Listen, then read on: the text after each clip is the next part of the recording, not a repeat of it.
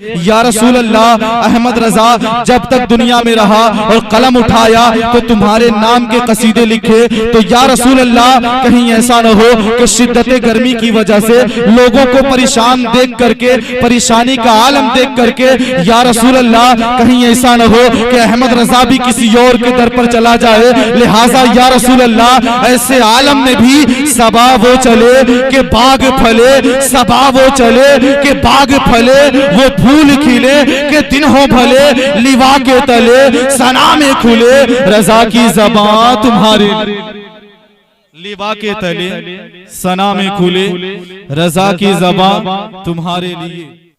मुअज़्ज़ज़ सामईन किराम, अजीज बच्चों, नीज़ या रसूल अल्लाह तेरे दर की फ़ज़ाओं को सलाम, गुंबदे खजरा की ठंडी ठंडी छाओं को सलाम, मस्जिद नबवी की सुबहों और शामों को सलाम, या नबी तेरे गुलामों के गुलामों को सलाम। अस्सलामु अलैकुम व रहमतुल्लाहि व बरकातुहू। अल्हम्दुलिल्लाह, अल्हम्दुलिल्लाहि रब्बिल आलमीन, वल आक़िबतु लिल मुत्तक़ीन, वस्सलातु वस्सलामु अला रसूलिहिल करीम व अला आलिहि व अस्हाबिहि अजमईन। अम्मा बाद, फ़अऊज़ु बिल्लाहि मिनश शैतानिर रजीम, बिस्मिल्लाहिर रहमानिर रहीम। व क़ज़ा रब्बुका अल्ला तअबुदू इल्ला इय्याहु व बिल वालिदैनि इहसाना। आमन्तु बिल्लाहि सदक़ल्लाहुल अज़ीम व सदक़ रसूलुहुन नबियुल अमीनुल करीम व नहनु अला ज़ालिका लमिनश शाहिदीन व शाकिरीन वल्हम्दुलिल्लाहि रब्बिल आलमीन। मोहतरम सामईन, इमाम इश्क़ व मोहब्बत, मुजद्दिदे दीन व मिल्लत अश-शाह आला हज़रत इमाम अहमद रज़ा खान फाज़िले बरेलवी अलैहि रहमतु व रिज़वान फरमाते हैं कि या रसूल अल्लाह, ज़मीन व ज़मा तुम्हारे लिए। क्या कहते हैं कि या रसूल अल्लाह, ज़मीन व ज़मा तुम्हारे लिए, मकीनो मकान तुम्हारे लिए, चुनीनो चुना तुम्हारे लिए, बने दो जहां तुम्हारे लिए, दहन में ज़बां तुम्हारे लिए, बदन में है जान तुम्हारे लिए, हम आए यहाँ तुम्हारे लिए, उठे भी वहां तुम्हारे लिए, जिना में चमन, चमन में समन, समन में फबन, फबन में दुल्हन, सजाए में हन, पे ऐसी मिनन के अमनो अमा तुम्हारे लिए। तुम्हारी चमक, तुम्हारी दमक, तुम्हारी तमक, तुम्हारी दमक, तुम्हारी झलक, तुम्हारी महक, जमीनो फलक, सीमा को समक में सिक्का निशान तुम्हारे लिए। जमीनो फलक, सीमा को समक में सिक्का निशान तुम्हारे लिए। और अखीर में इमाम कहता है कि या रसूल अल्लाह, जब नफ्सी नफ्सी का आलम हो, या रसूल अल्लाह, जब हर कोई परेशान हो, या रसूल अल्लाह, जब धूप और गर्मी की शिद्दत ऐसी हो कि इंसान के जान के लाले पड़े हों, या रसूल अल्लाह, जब इंसान जहां बाप बेटे को न पहचान रहा हो, या रसूल अल्लाह, जहां भाई भाई से दूर भागता हो, या रसूल अल्लाह, जहां माँ अपनी औलाद को न पहचानती हो, नफ्सी नफ्सी का ऐसा खौफ और खतरा महसूस हो रहा हो, ऐसे आलम में भी या रसूल अल्लाह, अगर अहमद रजा ने सारी दुनिया में जब तक दुनिया में रहा तो तुम्हारे नाम के कसीदे पढ़े। या रसूल अल्लाह, अहमद रजा जब तक दुनिया में रहा और कलम उठाया तो तुम्हारे नाम के कसीदे लिखे। तो या रसूल अल्लाह, कहीं ऐसा न हो कि शिद्दत गर्मी की वजह से लोगों को परेशान देख करके, परेशानी का आलम देख करके, या रसूल अल्लाह, कहीं ऐसा न हो कि अहमद रजा भी किसी और के दर पर चला जाए। लिहाजा या रसूल अल्लाह, ऐसे आलम में भी सबा वो चले कि बाग फले, सबा वो चले कि बाग फले, वो फूल खिले कि दिन हो भले, लिवा के तले सना में खुले, रजा की ज़बां तुम्हारे, लिवा के तले सना में खुले, रजा की ज़बां तुम्हारे लिए। बिरादरान इस्लाम, अभी अभी खुतबे मसनूना के बाद मैंने कलामे मजीद की एक आयत पढ़ी। आइए उस पे कुछ रोशनी डालने से पहले हम और आप मिल करके मदीने वाले आका हसन हुसैन के नाना सैयदा फातिमा जहरा के बाबा, जिसने एक बार इशारा किया तो सिमत मगरिब से डूबा हुआ सूरज वापस चला आया, जिसने एक बार इशारा किया तो आसमान में चमकता हुआ चांद दो टुकड़े हो गया, जिसने एक बार इशारा किया तो दरख्त अपनी जगह से उखड़ करके खुद नबी के कदमों में आ गया, जिसने एक बार इशारा किया तो बेजान कंकरियों को भी जबान अता हो गई और उन्होंने भी कलमे शहादत पढ़ा। आइए उसी नबी हाशमी की बारगाह मुकद्दस में हदिये दुरूद का नजराना बंदाज़े गुलामाना पेश करें। पढ़ें अल्लाहुम्मा सल्ली अला सय्यिदिना व मौलाना मुहम्मदिन मादनिल जूदी वल करम व आलिहि बारिक व सल्लिम सलातन व सलामन अलैका या रसूल अल्लाह सल्लल्लाहु ताला अलैहि वसल्लम। हजरात, उलमाए किराम की काफी लंबी फहरिस्त है। आप हजरात खुद अपनी माथे की निगाहों से देख रहे हैं कि उलमाए किराम का एक ज़म्मे गफीर यहाँ पर मौजूद है और ये हमारे और आपके लिए सआदतमंदी की बात है कि इतने उलमाए किराम हमारे दरमियान मौजूद हैं। मैं इस वक्त अपनी मुकद्दर पे नाज कर रहा हूँ कि इससे उलमाए किराम के दरमियान मुझको थोड़ी मोहलत दी गई और मौका दिया गया कि मैं भी कुछ लबकुशाई कर लूं। बस इसी गर्ज से आप हजरात के निगाहों के सामने मैं हाजिर आया। आइए कुछ सुनने और सुनाने से पहले आदत के मुताबिक मैं मनकबत के 2-3 अशार पढ़ता हूँ, समाअत कर लें। उससे कबल एक मर्तबा कहें सुभान अल्लाह। मैं मनकबत मौला हुसैन पढ़ने वाला हूँ। मैं जानता हूँ कि ये मौका नहीं है, लेकिन एक बात कह दूं तो कोई ज्यादा ना होगी कि कोई ऐसी महफिल है ही नहीं इस काबिल के जहां पर हुसैन का तज़किरा न किया जाए। अगर मौला हुसैन ने करबला के मैदान में गर्दन को कटाया ना होता तो आज यहाँ पर कोई भी आलिम आया ना होता, मस्जिदों में अजानें ना होती, मुसल्लों पर नमाजें ना होती, कोई अपने आप को आलिम न कहता, कोई हाफिज़े कुरान ना होता, कुरान की हिफाजत बड़ी मुश्किल हो जाती। लिहाजा कोई भी ऐसी महफिल नहीं जहां पर हुसैन का तज़किरा करना बेमौक़ो महल हो। मैं 2-3 अशार पढ़ता हूँ, अहले बैत की शान में समाअत करें। उससे कबल एक मर्तबा और नबी और आले नबी पर दुरूद पढ़ें। अल्लाहु रब्बु मुहम्मदिन सल्लल्लाहु तआला अलैहि वसल्लम। अल्लाह अल्लाह वो हुसैन, अल्लाह अल्लाह वो हुसैन, वो हुसैन वो हुसैन, वो हुसैन वो हुसैन, अल्लाह अल्लाह वो हुसैन मुस्तफा का नूर ऐन, अल्लाह अल्लाह वो हुसैन मुस्तफा का नूर ऐन, सूबे करबल हुआ जो रवाना, वो है मौला अली का घराना, वो है मौला अली का घराना।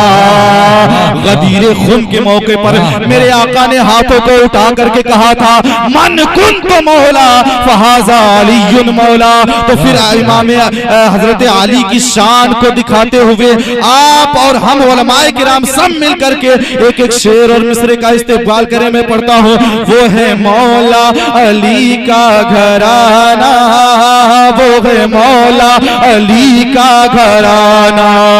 जिस दरबार पर जिब्राइल अमीन खुद आते हैं तो अंदर घुसने से पहले इजाजत तलब किया करते हैं, उसी अहले बैत की शान में मैं कलाम पढ़ रहा हूँ। बोले सुभान अल्लाह सुभान अल्लाह सुभान अल्लाह। वो है मौला अली का घराना, अल्लाह अल्लाह वो हुसैन। अब यहाँ से शेर समाप्त करें।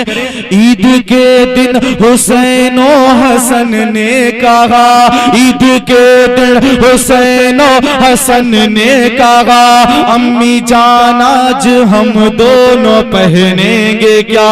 ईद के दिन हुसैन हसन ने कहा अम्मी जान आज हम दोनों पहनेंगे क्या। फातिमा रो पड़ी हुक्म रब का होवा, फातिमा रो पड़ी हुक्म रब का होवा। जोड़े जिब्रील जन्नत से लेकर के जा, जोड़े जिब्रील जन्नत से लेकर के जा। वो नवासा रसूल दोनों जन्नत के है फूल, वो नवासा रसूल दोनों जन्नत के है फूल। कैसे पहनेंगे कपड़ा पुराना, वो है मौला अली का घराना, वो है मौला अली का घराना, अल्लाह अल्लाह वो हुसैन। और आखिरी शेर पढ़ता हूं, समाप्त करें कि दीन के काफिले का जो सालार है, दीन के काफिले का जो सालार है, घर का घर जो लुटाने को तैयार है, दीन के काफिले का जो सालार है, घर का घर जो लुटाने को तैयार है, लब कुरआन है सर ज़ेर तलवार है, लब कुरआन है सर ज़ेर तलवार है, जन्नती नौजवानों का सरदार है, जन्नती नौजवानों का सरदार है। कितना आला है मकाम वो शहीदों का इमाम, कितना आला है मकाम वो शहीदों का इमाम, मालिके खुल्द है जिसका नाना, वो है मौला अली का घराना, वो है मौला अली का घराना, वो है मौला अली का घराना। दुरूद पाक पढ़े, अल्लाहुम्मा सल्ली अला सय्यिदिना मौलाना मुहम्मद मुबारक व सल्लिम सलातु व सलाम अलैका या रसूल अल्लाह सल्लल्लाहु तआला अलैहि वसल्लम। बिरादरान इस्लाम, आज की ये महफिल शादी के ताल्लुक से रखी गई, शादी के मुताल्लिक इस महफिल को इनेकाद किया गया। मैं भी उसी मौजू पे थोड़ी देर लबकुशाई करने के लिए हाजिर आया। देखें, ये शादी और निकाह जो है मेरे आका की सबसे प्यारी सुन्नत है। यूं ही नहीं, मेरे आका ने कहा था निकाह मिन सुन्नती फमन रगिब अन सुन्नती फलैसा मिन्नी। मेरे आका करीम ने कहा निकाह एक ऐसी सुन्नत है कि जो इस पे अमल ना करे, इसको अमल में ना लाए, वो हम में से है ही नहीं। देखिए कितनी ही प्यारी सुन्नत है, कितनी प्यारी। लेकिन इसी सुन्नत का जब मौका आता है, घर में शादियों का प्रोग्राम होता है, तो खुराफात हम कितने पैदा कर देते हैं। न जाने कौन कौन से दुनियावी रसूमात को इसमें आमेजिश कर देते हैं, मिलावट कर देते हैं, और फिर बड़ी शान से कहा करते हैं कि हमारे घर पे शादी है। मैं बताना चाहता हूँ बिरादरान इस्लाम कि ये जो शादियां हुआ करती हैं, निकाह हुआ करते हैं, मेरे आकाए करीम ने फरमाया था अन निकाह मिन सुन्नती फमन रगिब अन सुन्नती फलैसा मिन्नी। गोया कि मेरे आका ने ऐलान कर दिया कि ऐ दुनिया वालों, निकाह मेरी सुन्नत है, जरा इसकी बरतरी को देखो, इसकी पाकी को देखो। और भी सुन्नतें हैं मेरे आकाए करीम की, और भी सुन्नतें हैं मेरे मौला करीम की, और भी सुन्नतें हैं मदीने वाले आका की, लेकिन मेरे आकाए करीम ने किसी भी सुन्नत को इतनी अहमियत ना दी कि जितना निकाह को दिया। मेरे आका ने फरमाया निकाह मेरी सुन्नत है, और इतनी प्यारी सुन्नत है कि जो इस पे अमल ना करे वो हम में से नहीं। तो बात अब ये पता चलती है कि ये निकाह जो है सिर्फ दो लोगों को मिला देने का नाम नहीं है, ये निकाह जो है सिर्फ दो खानदान को मिला देने का नाम नहीं है, ये निकाह जो है सिर्फ दो लोगों को आपस में जोड़ देने का नाम नहीं है, बल्कि ये निकाह जो है बंदे को खुदा और मदीने वाले मुस्तफा से, ये निकाह जो है खुदा और बंदे को खुदा और मुस्तफा से मिला देने का नाम है। यही तो वजह है एक लड़का एक लड़की को जानता नहीं था, एक लड़का एक लड़की को पहचानता नहीं था। और मैं यहाँ पर एक बात कह देना चाहता हूँ बिरादरान इस्लाम कि जरा देखें, निकाह से पहले भी बड़ी बेहयाइयां हमारे अंदर ये आम हो गई है। निकाह से पहले भी नाजायज ताल्लुकात लोग बना लिया करते हैं, लेकिन निकाह से पहले अगर किसी ने नाजायज ताल्लुकात किसी से कायम किए, कोई नाजायज तरीके से बात करता है या मिलता है, तो हाल क्या होता है, दोनों के घर वाले अगर कोई किसी को भी पता चल जाती है ये बात कि हमारा लड़का या हमारी लड़की किसी के साथ नाजायज ताल्लुक में आ गई है, किसी के साथ नाजायज रिश्ते में आ गई है, तो हाल ये होता है कि लाठी डंडे भी पड़ते हैं, मार भी पड़ती है, जमाने में रुसवाई भी होती है। लेकिन कुर्बान जाओ मेरे आका की इस प्यारी सुन्नत पे कि जो काम पहले हराम था, मदीने वाले की सुन्नत को जब अपना लिया गया तो वही काम जायज। वाह वाह। जिंदाबाद जिंदाबाद, बहुत खूब, वाह। ये मेरे आका की सुन्नत है। लेकिन जरा देखें हाल क्या होता है। शादी से पहले लड़के जो होते हैं ना, क्या कितने वादे किया करते हैं। जमाने में जब देखेंगे कोई बाप, कोई बेटा अपने बाप को मारता है, या अपनी माँ को बुरा भला कहता है, या अपने भाई से झगड़ा करता है, सिर्फ और सिर्फ बीवी आ जाने की बुनियाद पर, ऐसे जब काम उसके निगाहों के सामने आते हैं तो क्या कहता है, हम ऐसा कभी नहीं करेंगे, हमारे साथ ऐसा नहीं होगा। मैं ये कहना चाहता हूँ, बड़ी अच्छी बात है, अल्लाह करे कि जो ऐसा सोचता है कि वो अपने माँ बाप को नहीं झिड़केगा, अपने भाइयों को नहीं झिड़केगा, अल्लाह करे कि उसकी ये तमन्ना पूरी हो और वो अपनी बात पर कायम रहे। लेकिन मुसलमानों, जमाने में देखें, जो भाई कभी भाई के नाम के कसीदे पढ़ता था, अगर दूसरे भाई पर उंगली उठा दी जाए या आंख उठा दिया जाए तो कहता था कि उसकी जान ले लूंगा, उसका खानदान देख लूंगा। कर क्या लेगा? मेरे भाई की तरफ आंख कैसे उठा करके देखा। अगर माँ बाप के, जो लड़का माँ बाप के नाम के कसीदे पढ़ता था, माँ के कदमों को बोसा दिया करता था, बाप के नाम के कसीदे पढ़ा करता था, तराने गुनगुनाया करता था, लेकिन शादी हो गई है तो वही लड़का है अपने माँ से भी दूर भागता हुआ नजर आता है, अपने बाप से भी दूर भागता हुआ नजर आता है, अपने भाइयों से भी कतराता हुआ नजर आता है, अपनी बहनों से भी दूर होता हुआ नजर आता है। मैं कहना चाहता हूँ, अरे ओ नादानो, सुनो सुनो, 4 दिन से एक बीवी आई तो हाल ये है कि उसकी मोहब्बत में इस कदर गुम हो गए हो, इस कदर खो गए हो कि भाई की मोहब्बत नहीं दिखती है, माँ बाप की उल्फत नहीं दिखती है, बहन की क़िराबत नहीं दिखती है। जरा सोचो तो सही, आज ये बीवी जो आई है वो तुम्हारी कामयाबी को देख करके आई है, आज ये बीवी जो आई है तुम्हारी कदो कामत को देख करके आई है, आज ये बीवी जो आई है तुम्हारी सेहतों तवानाई को देख करके आई है। लेकिन याद रखो, जब तुम चलने के काबिल नहीं थे तब भी तुम्हारी माँ ने उंगली पकड़ के चलना सिखाया था। जब तुम कुछ बोलने के काबिल नहीं थे, तुम्हारा बाप अपनी जुबान से बोल बोल करके तुम्हें बोल। वाह, सुभान अल्लाह, जिंदाबाद जिंदाबाद। हाल क्या होता है, कहीं बाहर जाए, शादी हो गई किसी की, मैं किसी को टारगेट नहीं, इस्लाही बात कर रहा हूँ, है ना, थोड़ा इस बात पे तवज्जो करें। शादी हो गई है, अक्सर देखिए जमाने में बड़ी डींगे मारे जाते हैं, ये करेंगे वो करेंगे, है ना। एक बात बताऊं, लोग कहते हैं कि हर कामयाब मर्द के पीछे एक औरत का हाथ होता है। मैं कहना चाहता हूँ, हाँ बेशक एक औरत का हाथ होता है, लेकिन वो औरत कोई और नहीं, माँ हुआ।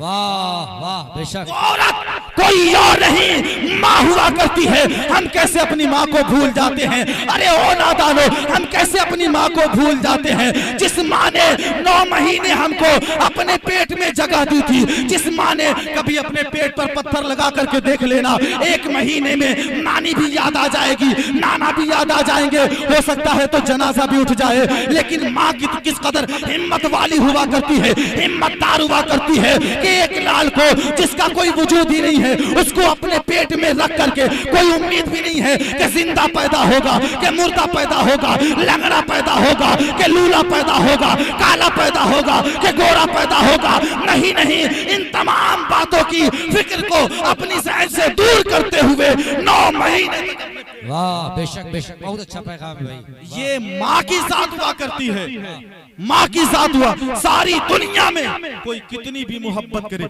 लेकिन माँ से ज्यादा मोहब्बत करने वाला इस पूरी रूए जमीन पर नहीं मिलेगा। वो माँ की ही जात होती है।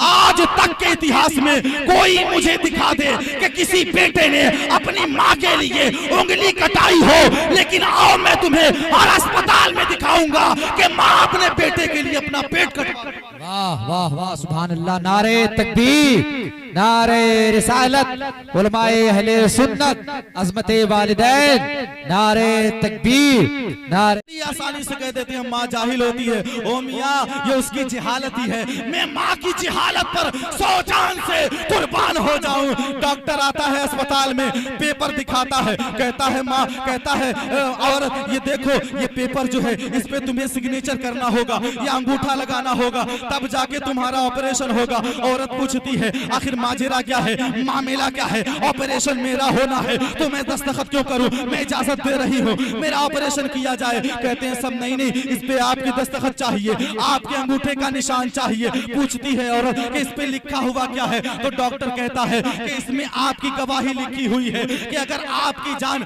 ऑपरेशन के दौरान चली गई या ऑपरेशन होने के बाद आपकी जान आपके रूह से जुदा हो गई तो इसका जिम्मेदार हॉस्पिटल नहीं होगा, इसका जिम्मेदार डॉक्टर नहीं होगा। फिर भी कसम खुदा की मुसलमानों, माँ का जवाब सुनना। मुस्कुराते हुए जो माँ 9 महीने तक उल्टियां कर करके, तकलीफें सह सह करके, चक्कर खा खा करके पालती है, वो जान की परवाह किए बगैर अंगूठा लगा माँ की जहालत पर 100 जान से कुर्बान जाऊं, 1000 जान से कुर्बान जाऊं तो भी माँ का हक अदा नहीं कर सकता। माँ और बाप से ज्यादा इस दुनिया में कोई मोहब्बत करने वाला नहीं है मेरे दोस्तों। जिनकी शादियां हो गई हैं या जिनकी शादी होने वाली है, उन सब लोगों को मुतवज्जह करके ये बात कहना चाहूंगा, मेरे भाई मैं मानता हूँ बीवी जो है वो अपने माँ बाप को छोड़ करके आती है, अपने भाई को छोड़ करके आती है, अपनी बहन को छोड़ करके आती है, ऐसे बाप को छोड़ करके आई है जो एक ज़बान पर सारी तमन्नाएं पूरी करता था, ऐसे भाई को छोड़ करके आती है जो एक ज़बान पर सारी ख्वाहिशें पूरी किया करता था, ऐसी माँ को छोड़ करके आती है जो माँ कभी उसको बर्तन नहीं धोने देती है। उस बीवी की भी कद्र होनी चाहिए। लेकिन जरा सुनो सुनो, जब परदेश को जाते हो, घर से बाहर निकलते हो, 10 मर्तबा अपनी बीवी से सलाम करने जाते हो तो कम से कम 1 मर्तबा अपनी माँ या बाप से सलाम कर लिया करो। कसम खुदा की मुसलमानों, एक से एक टेक्नोलॉजी दुनिया में आई है। हमने सुना है कि आजकल कारों में एयर बैग हुआ करते हैं। इंजीनियरों से पूछा गया इस एयर बैग का क्या काम है, जरा बताना मुझे। इंजीनियरों ने जवाब दिया कि जब एक्सीडेंट होगा तो एयर बैग फूल जाएगा, इसमें हवा भर जाएगी और जिसका एक्सीडेंट होगा उसकी जान बच जाएगी। लेकिन कसम खुदा की मुसलमानों, हमने एयर बैग फटते हुए देखे हैं, जाने जाती हुई देखी है। मदीने वाले आका ने एक दावा किया था कि घर से जब निकलना तो माँ की दुआ लेकर के निकलना, जब तक वापस नहीं आ जाओगे मौत का फरिश्ता। बहुत खूब, सुभान अल्लाह सुभान अल्लाह। वाह, ये माँ की दुआओं के ताल्लुक से कहा गया है कि जिस तरह अंबियाए किराम अलैहिमुस्सलाम की दुआएं अपने उम्मतियों के हक में कबूल हुआ करती हैं, उसी तरह माँ की दुआएं और बद्दुआएं भी कबूल हुआ करती हैं। कभी माँ की बद्दुआ मत लेना या बाप का दिल मत दुखाना। आइए एक वाकया बताता हूँ मदीने वाले आका के। हम सब कहते हैं कि अपनी माँ से मोहब्बत करते हैं, लेकिन ताने दिया करते हैं, गालियां दिया करते हैं, बुरा भला बोल दिया करते हैं। हमने कई महफिलों में सुना था, कई जगहों पर आना जाना होता है, सुनने में क्या आता है, बाप ज़ईफुल उम्र है, बुजुर्ग है, बेटा बड़ी आसानी से झिड़क देता है, अरे चुप हो जाओ, तुम क्या मुझे सिखाओगे, तुम मुंह बंद करो अपना। अरे ओ नादान, आज अपने बाप को झिड़क रहा है, जरा कान खोल करके सुन ले। जब तू छोटा था तुझे कुछ भी बोलना नहीं आता था, तू अपने मुंह से अलिफ तक नहीं कह पाता था, तेरा बाप ही है जो तेरे मुंह से तेरा मुंह खुलवाने के लिए 24 घंटे दिनों रात एक कर देता था। बाप कहता था बेटा बोल अब्बू, बेटा अभी 6 महीने का है, बोलने नहीं आता है। बाप कहता था बोलो बेटा अब्बू, लेकिन बेटा बोल नहीं पाता है। 2 दिन कहता था, 3 दिन कहता था, 4 दिन, 5 दिन, 6 दिन और 10-15 दिन के बाद जब बेटे ने जुबान खोल करके अब्बू कह दिया, कसम खुदा की मुसलमानों, आपने अपनी आंखों से देखा होगा कि बाप शादियां मनाया करता है, खुशियों का। और अच्छा खासा हमारे तरफ तो रिवाज है, जब बेटा पहली बार अब्बू या किसी को भी नाम लेकर के बुलाता है ना, चाचू अब्बू नाना, तो वो उसे अच्छा खासा नजराना देते हैं। तो ये खुशियां हुआ करती हैं। हमारी पैदाइश के वक्त इतने अरमान लेकर के हमारे माँ और बाप हमें पालते हैं, और हाल क्या होता है जब हम बड़े हो जाते हैं, कहते हैं चुप रहो, तुम क्या जानोगे। माँ को झिड़क देते हैं, बाप को झिड़क देते हैं, ऊपर से कहते हैं माँ और बाप से मोहब्बत करते हैं। एक वाकया मदीने वाले आका का सुनाना चाहता हूँ। मदीने वाले मौला, जब ये माँ चली जाएगी या बाप इस दुनिया से रुखसत हो जाएगा, कसम खुदा की पूछना उनसे जिनके सर पे बाप का साया नहीं है, पूछना उनसे जिनके सर पे माँ का साया नहीं है, जिनके कांधों पर माँ का हाथ नहीं है, उनका हाल क्या होता है। एक मर्तबा जनाब सैयदुश शुहदा अमीर हमजा कहीं बाहर से आते हैं, और जब आते हैं तो आकर के दस्तरखान पर बैठते हैं। दस्तरखान पर जैसे ही बैठते हैं, खादिमा खाना लेकर के आती है, खाना ला करके परोस देती है। अब जनाब सैयदुल शुहदा अमीर हमजा देखते हैं कि खादिमा की आंखों में आंसू है, रो रही है। माजरा पूछा, बताओ हाल क्या है, मामला क्या है, रोने का सबब बताओ। खादिमा कहती है, ए अमीर हमजा, मुझे लगता है अब मक्के के कुरैश की बहादुरी को किसी की नजर लग गई है, मक्के के कुरैश की बहादुरी पर जंग लग गई है। जनाब अमीर हमजा ने पूछा, आखिर मामला क्या है, तो ऐसा क्यों कह रही है कि मक्के के कुरैशियों की बहादुरी खत्म हो गई है। खादिमा ने जवाब दिया था, ए अमीर हमजा, आज मैंने देखा है हरम की जमीन पर तुम्हारा भतीजा मोहम्मद फूट फूट करके रोता हुआ नजर आया है। इतना सुनना था। जनाब अमीर हमजा उठते हैं और पूछते हैं, पता सबब क्या है, आखिर मेरा भतीजा रो क्यों रहा था। खादिमा ने जवाब दिया कि हाल ये है, मामला ये है कि उसको अबू जहल ने पत्थर से मारा है, मोहम्मद को अबू जहल ने पत्थर से मारा है, इसलिए वो मोहम्मद मक्के की सरजमीन पर काबे की दीवारों से लग करके फूट फूट करके रो रहा है। इतना सुनना था। जनाब अमीर हमजा ने तलवार उठाई है और तलवार लेकर के आगे बढ़े हैं, जाकर के अबू जहल से अपना बदला लिया है। और बदला लेने के बाद भतीजे के पास जाते हैं, मदीने वाले आका के पास जाते हैं और कांधे पे हाथ रख करके उठाना चाहते हैं, तो देखने में क्या आता है, जो जमीन है वो भी आंसुओं से तर हो गई थी, कुर्ता मुबारक भी आंसुओं से तर हो गया था, दाढ़ी मुबारक भी आंसुओं से भीग गई थी। जनाब अमीर हमजा ने कहा, ऐ मेरे प्यारे भतीजे, मैंने तेरा बदला ले लिया है, अब रोने की जरूरत नहीं है। इतना सुनना था। मेरे आका ने कहा, मैं मानता हूँ आपकी मोहब्बत का मैं एहतराम करता हूँ, लेकिन ऐ मेरे चचा जान, अगर आज मेरा बाप जिंदा होता तो कोई मेरी तरफ आंख न उठाता, और अगर मेरी माँ जिंदा होती तो मैं अकेला आंसू। क्या कहा था मेरे आकाए करीम ने, कहा, ऐ मेरे चचा जान, मैं आपकी मोहब्बत का एहतराम करता हूँ, लेकिन अगर आज मेरा बाप जिंदा होता तो कोई माई का लाल मेरी तरफ उंगली नहीं उठाता, और अगर मेरी माँ जिंदा होती तो मैं अकेले आंसू नहीं बहाता। ये माओ का ही दिल है, ये माओ का ही दिल है, जो अगर बेटे को चींटी भी काट लेना, सुई भी चुभ जाए थोड़ी सी, तो ऐसा लगता है जैसे माँ के कलेजे पे खंजर चल गया। ये माँ का ही दिल है। बड़ी प्यारी हुआ करती है ये माएं। जिनकी माएं इस दुनिया से चली गई है ना, उनसे जाकर के एक बार पूछ लेना। ईद का त्यौहार जब आता है, ईद का त्यौहार जब आता है ना, तो सारी दुनिया की खुशियां निगाहों के सामने होती हैं, ये बहारें निगाहों के सामने होती है, अच्छे अच्छे लोग किराबतदार रिश्तेदार निगाहों के सामने होती है, बड़ी खुशियां होती हैं। लेकिन घर में आने के बाद नए नए कपड़े बदन पे होते हैं, सर पे नई टोपी होती है, आंखों में सुरमा लगा हुआ होता है, खुशियां ही खुशियां होती है। लेकिन घर में आने के बाद जब माँ का चेहरा नजर नहीं आता है तो बेटे के दिल पे क्या बीतती है जाकर। माँ बड़ी ही अजीम शख्सियत है। जिनकी भी शादियां हो गई, होने वाली, उनसे बड़ी मोहब्बत के साथ ही गुजारिश करूंगा कि माएँ आज हैं तो कदर कर लो, वरना जब ये एक बार हाथ से चली जाती है ना, तो हवेली क्या, लाखों की हवेली क्या, करोड़ों की हवेली बना डालो, वो सोना ही लगता है ना। ये उसमें कभी रौनक नहीं आती है। माओ के कदमों की ये बरकत हुआ करती है। माँ डांटा भी करती है, बोला भी करती है, बहुत कुछ कह देती है, लेकिन इसका मतलब ये नहीं, कुरान कह रहा है, मैंने आयत करीमा पढ़ी थी, वक़ज़ा रब्बुका अल्ला ताबुदू इल्ला इय्याह। जरा इस आयत में एक पॉइंट नोट करिएगा। अल्लाह ने कहा, 15वें पारे की आयत है, क्या कहता है, वक़ज़ा रब्बुका, और तुम्हारे रब ने वादा किया, तुमको हुक्म दिया, अल्ला ताबुदू इल्ला इय्याह, कि अल्लाह के अलावा, उसके अलावा किसी की इबादत नहीं करोगे। उसके बाद अल्लाह तबारक व तआला ने किसी और चीज का तस्करा नहीं किया, नमाजो रोजा की बात नहीं की, नमाजो रोजा की बात नहीं की, हज और ज़कात की बात नहीं की, उम्र और रमजान की बात नहीं की। सबसे पहले अल्लाह ने पहले अपनी वहदानियत का ऐलान किया, अपनी इबादत का हुक्म दिया, उसके बाद कहता है वबिल वालिदैन, अपने माँ बाप के साथ हुस्न सलूक। उसके बाद क्या कहता, जरा देखें, कुछ किसी भी चीज का तस्करा नहीं किया। 15वें पारे की आयत, पहले अपने रब होने का ऐलान करता है, उसके बाद माँ बाप की अजमत का ऐलान करता है। बोले सुभान अल्लाह, बोले ये। उसके बाद माँ बाप की अजमत का, उसके बाद क्या कहता है, इम्मा यबलुगन्ना इंदकल किबरा अहदुहुमा औ किलाहुमा, अगर इन दोनों में से कोई एक बुजुर्गी को पहुंच जाए, बूढ़ा हो जाए, ज़ईफ हो जाए, फला तकुल लहुमा उफ,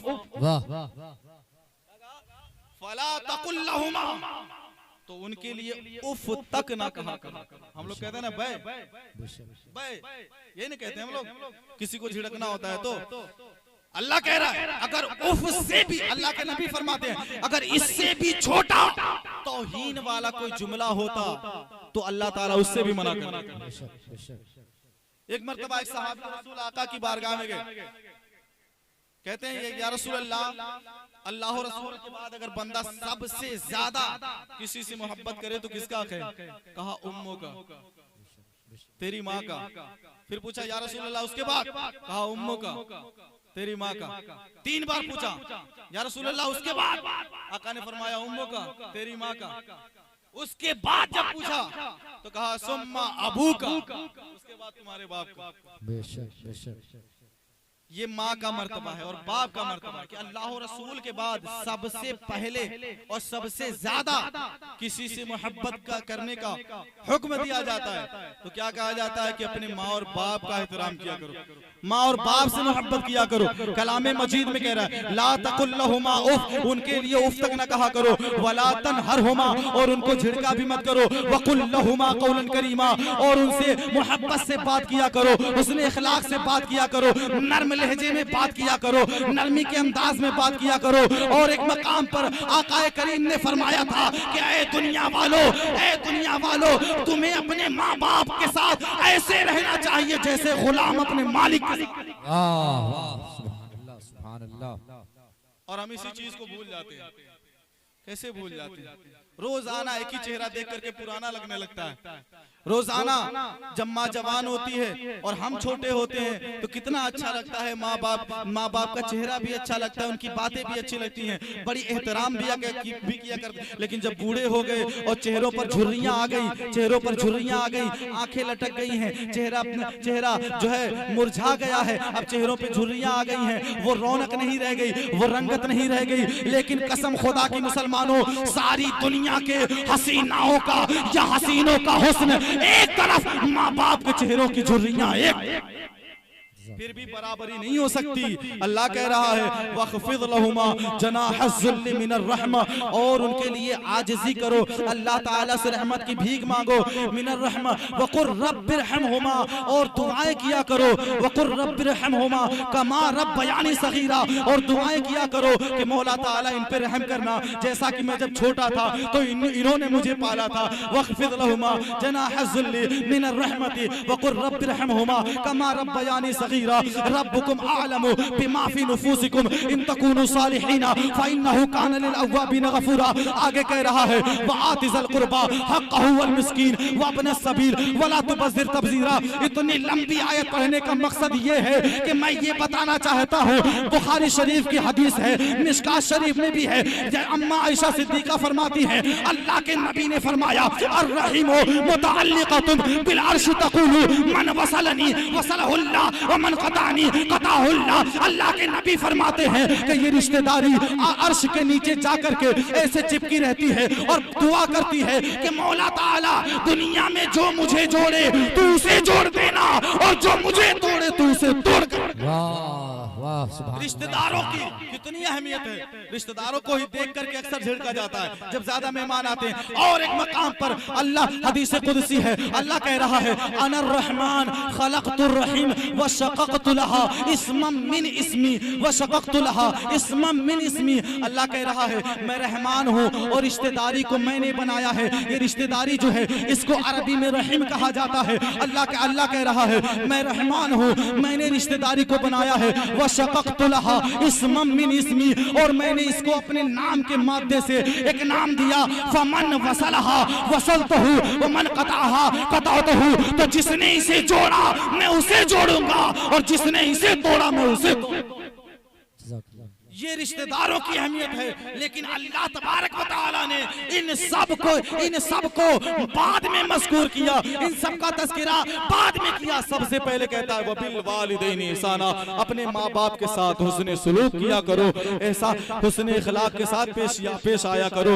बस इन वक्त की किल्लत दामनगीर उलमाए किराम की बड़ी लंबी फेरिस्त है, मेरे ख्याल से मैंने ज्यादा वक्त ले लिया। बस इन्हीं कलिमात के साथ मौला की बारगाह में दुआ करते हुए कि मौला ताला हर बेटे को इतनी तौफीक अता फरमा कि अपने माँ बाप का एहतराम करे। सबसे पहले मुझे तौफीक अता फरमा कि मैं अपने माँ बाप के शान में कभी भी छोटा से छोटा तौहीन वाला जुमला न बोलूं। बस इन्हीं कलिमात के साथ अपने गुफ्तगू को खत्म करूंगा कि सरवर कहूं के मालिको मौला कहूं तुझे, बागे खलील का गुले ज़ेबा कहूं तुझे, अल्लाह रे तेरे जिस्म मुनव्वर की ताबिशें, ए जाने जामे जाने तजल्ला कहूं तुझे, तेरे तो वस्फ़ आइब तनाहिश हैं बरी, हैरान हूं मेरे शाह मैं क्या क्या कहूं तुझे। तो आखिर रज़ा ने खत्म सुखन इस पे कर दिया, खालिक का बंदा खल्क का आका कहूं तुझे। वमा अलैना इल्लल बलाग। अस्सलामु अलैकुम व रहमतुल्लाह।